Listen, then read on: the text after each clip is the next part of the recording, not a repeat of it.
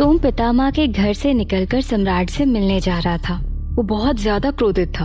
उसे सम्राट से पूछना था कि आखिर वो कौन सी वजह थी जिसकी वजह से उसकी माता और पिता को मगध छोड़कर जाना पड़ा। क्या बिगाड़ा था उन्होंने सम्राट का जो सम्राट उन्हें मारने के लिए ढूंढ रहे थे।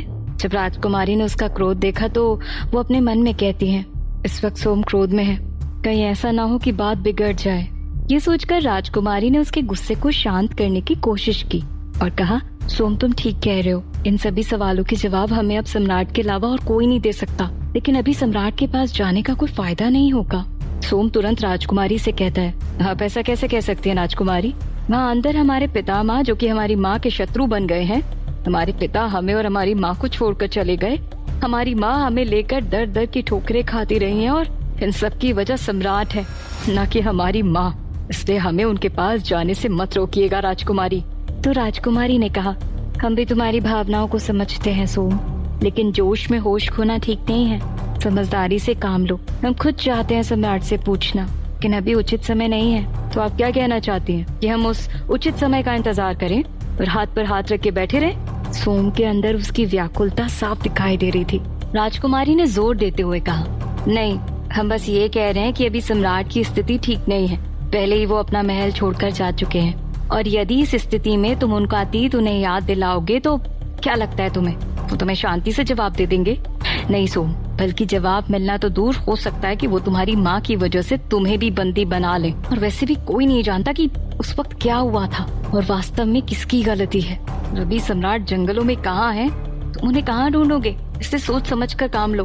राजकुमारी की बात सुनकर सोम के चेहरे पर बिखरे क्रोध के भाव थोड़े कम होने लगे थे। उसने कहा, ठीक है, हम उचित समय का इंतजार करेंगे।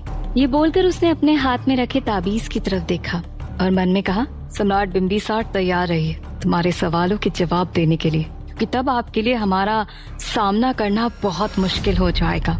सोम को राजकुमारी ने सम्राट से सवाल पूछने से रोक लिया था, लेकिन आने वाले तूफान से अनजान सम्राट और आम्रपाली अपने जीवन के अगले पड़ाव पर थे।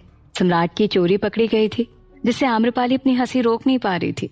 वो झोपड़ी में आकर वापस अपने काम में व्यस्त हो गई, लेकिन सम्राट का वो मासूम सा चेहरा उसकी नजरों से हट नहीं पा रहा था। उसके हाथ काम करते करते रुक गए, उसके गाल लाल हो रहे थे। उसने कहा, आज पता चला कि इतने बड़े सम्राट के अंदर अभी भी उनकी मासूमियत जीवित है। हमने पहली बार उनका ये रूप देखा है। तभी सम्राट उस झोपड़ी के अंदर आए और कहते हैं, आम्रपाली, आपके लिए एक उपहार है, उम्मीद है आपको ये पसंद आएगा। सम्राट की इस बात को सुनकर आम्रपाली ने उनकी तरफ देखते हुए कहा, उपहार? परंतु इस जंगल में कैसा उपहार सम्राट? बोलते हुए आम्रपाली ने देखा कि सम्राट के हाथ में एक छोटा सा खरगोश है, जिसका रंग सफेद है। सम्राट बड़े प्यार से उसके बालों को सहला रहे थे। खरगोश को देखकर आम्रपाली प्रफुल्लित हो उठी। तभी सम्राट ने कहा, उस झाड़ी के पीछे एक खरगोश था जो उसमें फंसा हुआ था और बाहर निकलने की कोशिश कर रहा था। तभी आम्रपाली ने खरगोश के पैर की तरफ देखा, जहाँ से हल्का हल्का खून निकल रहा था, जिसे देखकर आम्रपाली को उसके दर्द का एहसास हुआ और वो जल्दी से सम्राट के हाथ से उस खरगोश को लेते हुए कहती है, इसके पैरों से तो खून निकल रहा है सम्राट, लाइए इसे हमें दीजिए। आम्रपाली ने सम्राट के हाथ से खरगोश को ले लिया और उसे बड़े प्यार से अपनी गोद में बिठाकर उसके पैरों में पट्टी बांधने लगी, ताकि उसके पैर से खून बहना बंद हो जाए। सम्राट उसे ये सब करते हुए बड़े ध्यान से देख रहे थे। उनके चेहरे पर मुस्कान थी, लेकिन एकाएक सम्राट को किसी बात का ध्यान आया। उनके चेहरे पर मुस्कान की जगह गंभीरता छा गई। वो आम्रपाली की तरफ देखते हुए खुद से कहते हैं, क्षमा करना आम्रपाली, हमारी वजह से आपको इस झोपड़ी में रहना पड़ रहा है, लेकिन वादा करते हैं आपसे कि जल्दी आपको वापस आपका महल बनाकर देंगे।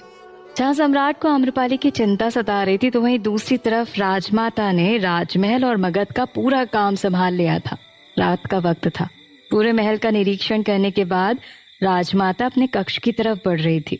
वही रूपमती भी उनके पीछे पीछे आ रही थी। अपने आगे राजमाता को चलते हुए देख रूपमती को डर लग रहा था, लेकिन फिर भी वो उनके पीछे पीछे जा रही थी। चलते चलते राजमाता रुक गई और उनके रुकते ही रूपमती सहम गई।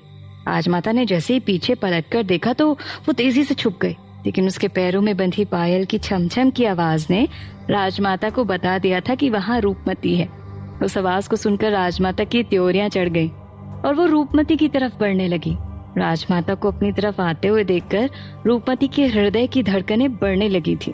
उसने घबराते हुए कहा, आज तो राजमाता हमें जिंदा नहीं छोड़ने वाली, लेकिन रानी कौशला की बात नहीं मानते तो वो भी हमें जीवित नहीं छोड़ती। रानी कौशला ने रूपमती को राजमाता पर नजर रखने के लिए कहा था, लेकिन रूपमती अब बुरी तरह से फंसने वाली थी। जैसे जैसे राजमाता के कदम उसकी तरफ बढ़ रहे थे, उसे समझ नहीं आ रहा था कि अब वो क्या करे, इसलिए उसने अपनी आंखें बंद कर ली। तभी सामने के गलियारे से निकलकर अंतेनाग वहां पहुंचा। उसने दूर से राजमाता को देखा और तुरंत उन्हें आवाज लगाई, राजमाता। अंतेनाग की आवाज सुनकर राजमाता ने उसकी तरफ देखा और उनका ध्यान रूपमती से हट गया। अंतेनाग तेजी से चलते हुए उनकी तरफ आ रहा था। उसके चेहरे की बेचैनी बात की गंभीरता को प्रदर्शित कर रही थी, जिसे राजमाता ने भांप लिया था। वो भी अंतेनाग के पास जाने लगी। उनके जाने की आहट सुनकर रूपमती ने धीरे से अपनी एक आंख खोली और पर्दे के पीछे से झांक कर देखा तो राजमाता अंतेनाग के पास खड़ी थी। तो वो खुद से कहती हैं, हमें सुनना चाहिए, राजमाता इस विश्व पुरुष से क्या बात कर रही हैं। ये बोलकर वो उनकी बातें सुनने लगी।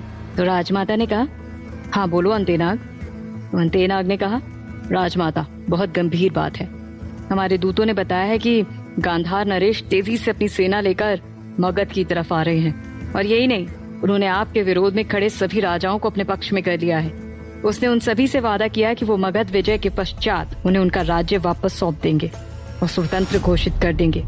अंतेनाग की बात सुनकर राजमाता की गंभीरता और गहरी हो गई। कुछ पल के लिए उनके पास कहने के लिए एक भी शब्द नहीं बचे थे। वो कुछ सोचने लगती हैं। उन्हें शांत देखकर अंतेनाग ने कहा, राजमाता क्या सोचा है आपने इसके लिए। राजमाता काफी सोच समझकर जवाब देती हैं और कहती हैं, अंतेनाग पता करो कि कितने राजा गांधार नरेश के पक्ष में हैं, और जो अभी भी मगध के साथ हैं, हमें उनसे जल्द से जल्द मिलना चाहिए। हमारी सुरक्षा व्यवस्था हमने कड़ी करवा दी है, लेकिन उसके बावजूद भी हमें अब और भी ज्यादा चौकन्ना होकर रहना पड़ेगा, क्योंकि गांधार नरेश मगध पर अधिकार जमाने के लिए कुछ भी कर सकता है। राजमाता का निर्णय सुनकर अंतेनाग ने हिचकिचाते हुए कहा, राजमाता क्या सम्राट तक ये संदेश पहुंचा दे। राजमाता ने तुरंत जवाब दिया, कभी नहीं, ये समस्या हमारी है और इससे हम ही निपटेंगे। बिंबिसार ने स्वयं मगध छोड़कर जाने का निर्णय लिया है और हम कभी भी उस नगरवधु के साथ बिंबिसार को स्वीकार नहीं करेंगे। क्षमा कीजिएगा राजमाता, लेकिन जैसा आप देवी आम्रपाली के बारे में सोच रही हैं वैसा कुछ भी नहीं है।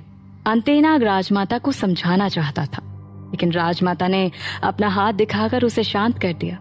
उनके चेहरे पर क्रोध उमड़ आया था। कड़क स्वर में कहती हैं, हम यहाँ तुम्हारी वकालत सुनने के लिए खड़े नहीं हैं अंतेनाग, तुमसे जितना कहा जाए उतना करो। अंतेनाग राजमाता का क्रोध देखकर चुप हो गया और उनके आदेश के पालन के लिए तुरंत वहां से जाने लगा। चलते चलते वो अपने मन में कह रहा था, राजमाता गांधार नरेश को सम्राट से बेहतर और कोई भी नहीं संभाल सकता। कहीं आप अपनी जिद के आगे कोई भूल न कर बैठे। तभी राजमाता ने एक बार फिर से उसे रोका और कहा, और सुनो। अंतेनाग तुरंत रुक गया और कहा, जी राजमाता। तब राजमाता ने कहा, युवराज अजात शत्रु और दोनों राजकुमारों के पास संदेश भेजो और उनसे कहो कि हमारा आदेश है, जितनी जल्दी हो सके उतनी जल्दी मगध आएं। अवश्य राजमाता। इतना कहकर अंतेनाग तेजी से वहां से चला गया। रूपमती वहां से तुरंत कौशला के पास चली गई। कौशला अपने कक्ष में चहलकदमी कर रही थी। कौशला को सैनिक का इंतजार था, जिसे उन्होंने सोम और राजकुमारी के पीछे लगाया था। उस सैनिक ने आते ही सबसे पहले रानी कौशला का अभिवादन किया और कहा, रानी की जय हो। क्षमा कीजिएगा रानी, परंतु आपने हमें जिनके पीछे भेजा था वो न जाने कहाँ चले गए थे, लेकिन अब महल में वापस आ चुके हैं। उस सैनिक की बात सुनकर रानी कौशला भड़कते हुए कहती है, गायब हो गए थे? ये भगवान, हमें ही सारे पागल मिलने थे क्या? रूपमती कम थी जो ये दूसरा मिल गया।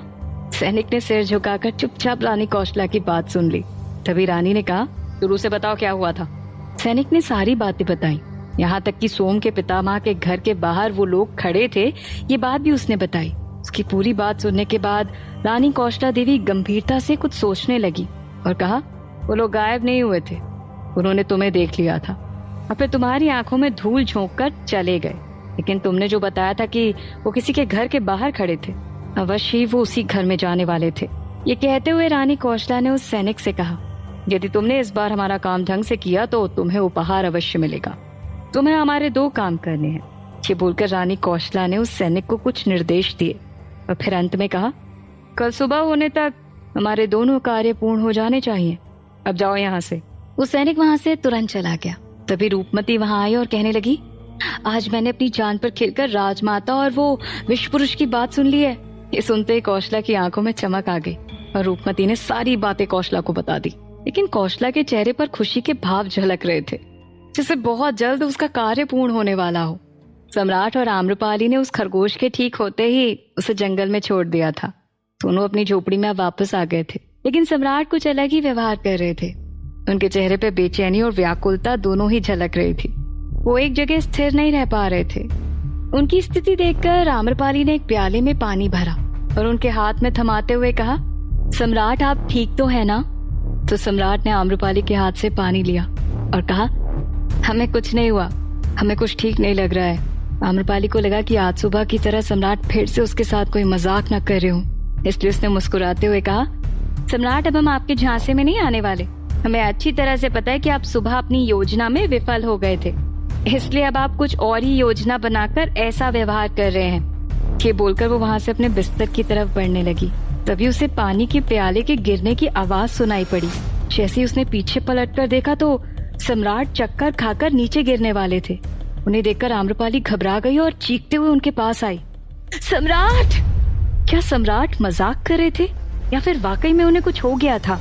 क्या मगध पर बढ़ते खतरे से राजमाता निकल पाएंगी? जानने के लिए सुनते रहिए।